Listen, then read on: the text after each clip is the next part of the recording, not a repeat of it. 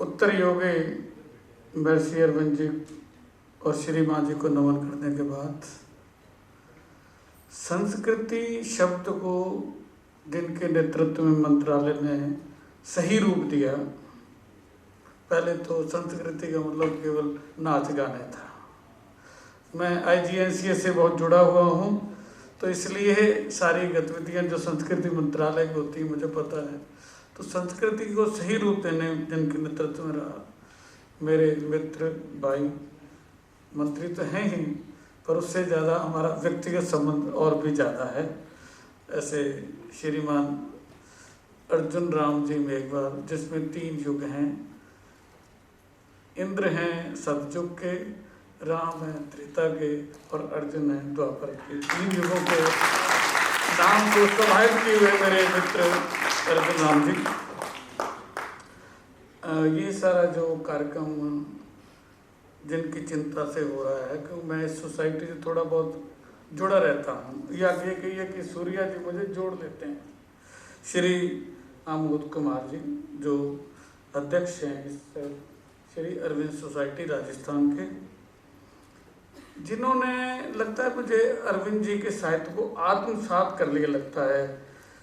पंकज जी बगड़िया, मैंने उनके संबोधन को सुना कि कहीं अंदर से बड़े सदे शब्दों में सारा विषय रख रहे थे। उसके बाद कुछ कहने की आवश्यकता नहीं रहती।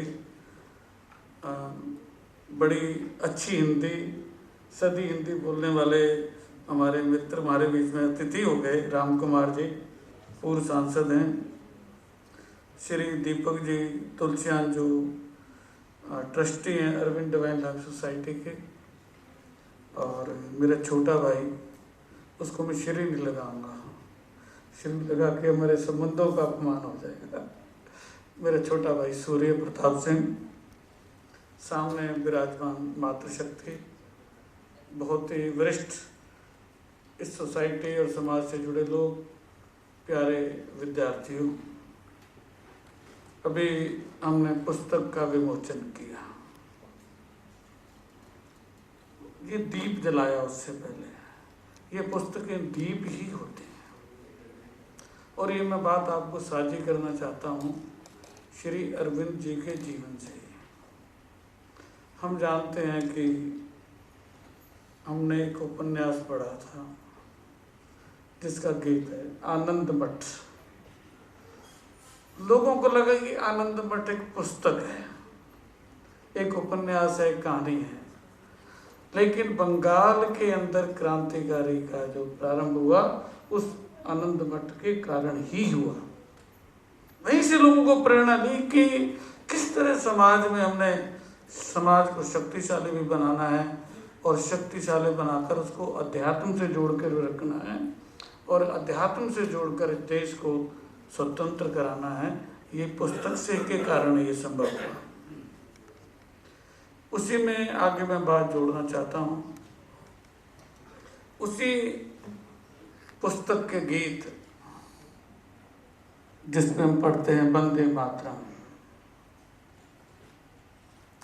वो भी श्री अरविंद जी ने प्रारंभ किया अपना, जो उनका, भले उसमें उनका भी प्रमुख भूमिका शुरू में पाल जी की थी, लेकिन उसको आगे बढ़ाने में श्री अरविंद जी ने उसको आगे बढ़ाया, और इनके कारण हमें पता भी है कि मुकदमा भी उन पर चला था और दोष सिद्ध नहीं हो पाया। वो कारण प्रभु का, श्री कृष्ण का था कि उनको छोड़ा गया, उनके बड़े भाई जी को सजा हुई।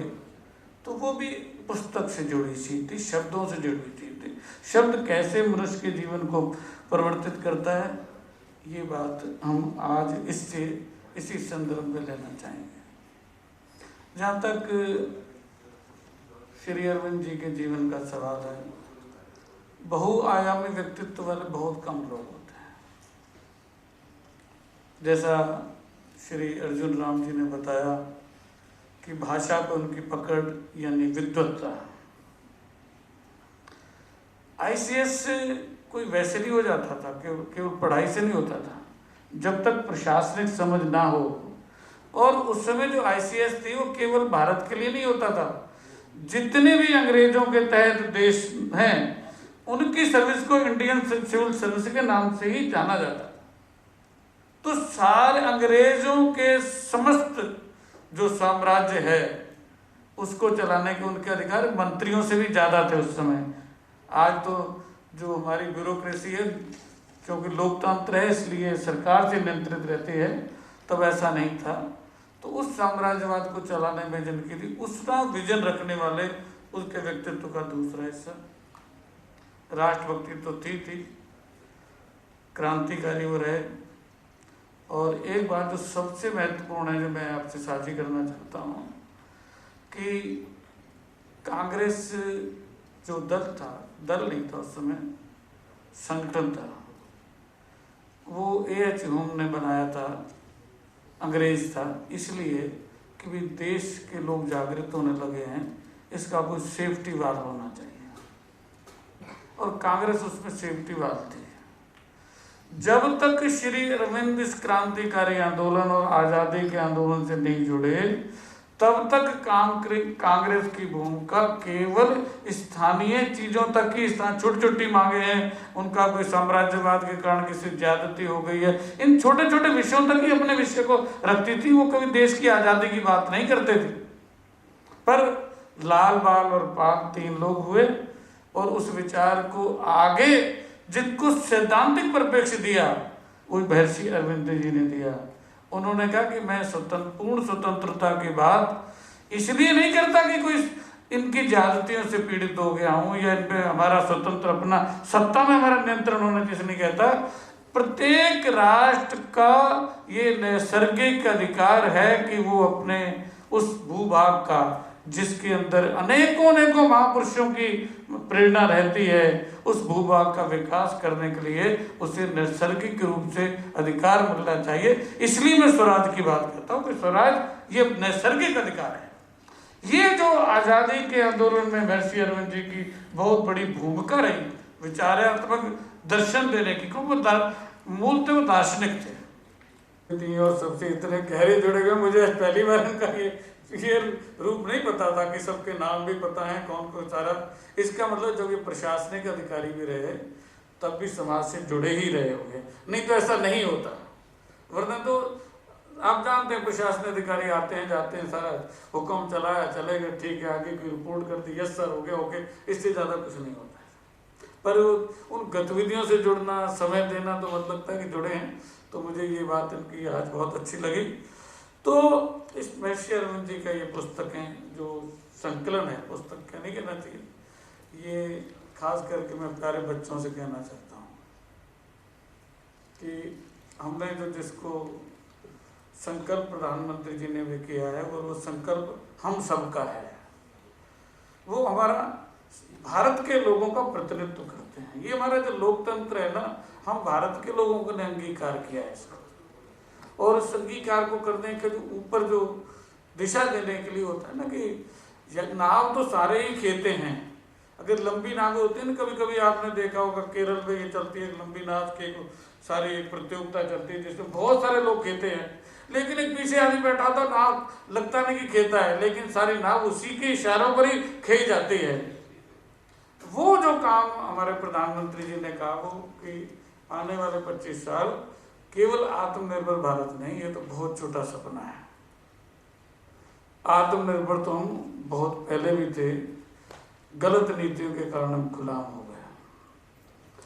भारत जिस दिन आज़ाद हुआ ना, तो उससे पहले भी हमारी बहुत सारी चीज़ें ऐसी उपलब्धियाँ थी जो हमारा दोहन हुआ, हमारे संसाधनों को विदेशों में ले, मैनचेस्टर में जाकर हमारे कपड़े को वहाँ पर किया गया, वरना ढाका भी हमारा ही हिस्सा था भारत का।